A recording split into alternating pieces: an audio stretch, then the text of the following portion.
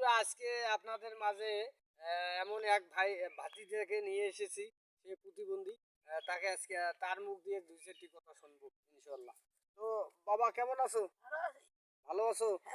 হ্যাঁ, তুমি কি জন্ম থেকে এইরকম এই যাও সেদিকে এরকম। চলতে পারো না ঠিক মতন? না, হ্যাঁ। না, আহ, ঠিক মতন দৌড়াতে পারো না? না, ঠিক মতন কথা বলতে পারো না? না। তো তুমি এই যে বর্তমান বেলা 12টা বাজে, 12টার কাছাকাছি কি খাইছো সকাল থেকে? এ খাই না এরকম কথা হয়েছে। কিছু খাও নাই না, এখনো? ভাত চড়াইছে? হ্যাঁ, দেখছেন বন্ধুরা, তো আসলে বেলা বাজে 12টা, এখনো কিছু খায় নাই। খুব মানে খাবার কোনো সমস্যা, কষ্ট। হ্যাঁ, হ্যাঁ। জি, তো এই যে দেখেন, অসহায় প্রতিবন্ধী।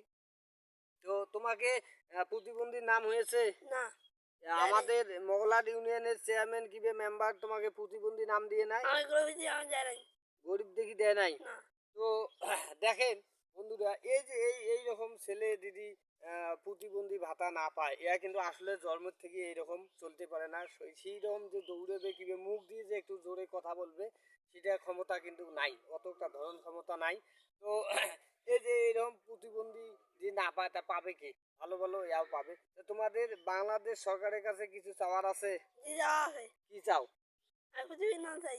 প্রতিবন্ধী নাম চাও? হ্যাঁ, তো এই আমারও কথা, এই ভাতিজার কথায় আমি সাপোর্ট। কারণ এনার একটা দাবি, এই বাংলাদেশের নাগরিক হিসেবে একটা দাবি যে এই একটা প্রতিবন্ধী ভাতা যেন অতি তাড়াতাড়ি এনাকে দেওয়া হয়।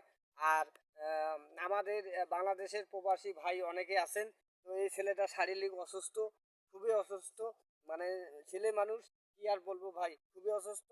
যদি ছেলেটাকে ভালো লাগে, অবশ্যই ভিডিওটি শেয়ার করে ছেলেটাকে ভালোবাসা দিবেন। ধন্যবাদ। ভালো থাকবেন। আসসালামু আলাইকুম।